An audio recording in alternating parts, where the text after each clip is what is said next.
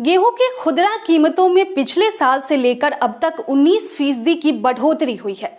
भारत ने चालू वित्त वर्ष में अब तक 45 लाख टन गेहूं का निर्यात किया है। इसमें से 21 लाख टन गेहूं का निर्यात प्रतिबंध लगाने से पहले हुआ था। सरकार ने 13 मई को गेहूं के निर्यात को प्रतिबंध कर दिया था। जैसा कि देश में बढ़ती गेहूं की कीमतों पर काबू पाने के लिए सरकार ने मई के महीने में इसके निर्यात को प्रतिबंध कर दिया था।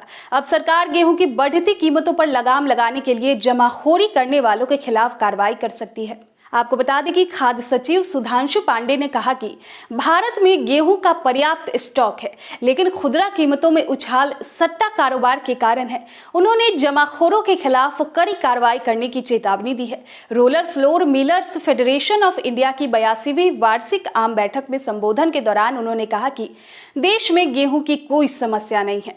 गेहूं की खुदरा कीमतों में पिछले साल से लेकर अब तक 19% की बढ़ोतरी हुई है। बीते साल गेहूं का रेट 26.01 रुपए प्रति किलोग्राम था, जो 5 रुपए बढ़कर 31.02 रुपए प्रति किलोग्राम हो गया है। इस अवधि में गेहूं के आटे की कीमतों में भी उछाल देखने को मिली है। आटे का रेट 18% बढ़कर 36 रुपए प्रति किलोग्राम हो गया है।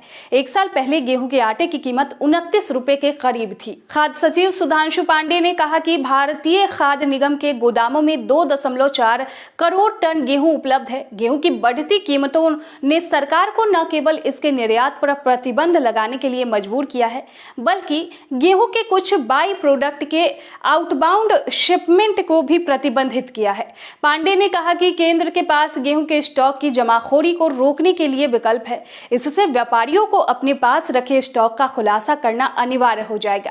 इसके अलावा खुदरा विक्रेताओं और थोक विक्रेताओं दोनों को स्टॉक रखने की सीमा भी लागू हो जाएगी। उन्होंने यह भी कहा कि भारतीय खाद्य निगम के पास 24 मिलियन टन गेहूं का भंडार उपलब्ध है। हालांकि सचिव ने कहा कि सट्टा कारोबार के कारण कीमतों पर असर पड़ा है। सट्टेबाजों के आगे कीमतों में बढ़ोतरी की उम्मीद में गेहूं की जमाखोरी की है।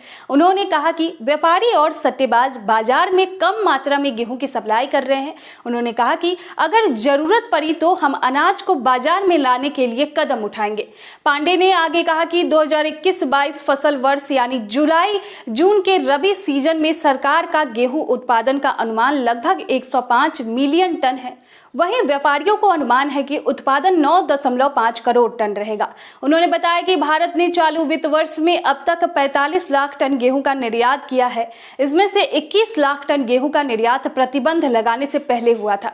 सरकार ने 13 मई को गेहूं के निर्यात को प्रतिबंधित कर दिया था। इस वित्तीय वर्ष के बाकी महीनों में निर्यात की कोई और गुंजाइश नहीं है। भारत ने पिछले साल 72 लाख टन गेहूं का निर्यात किया था।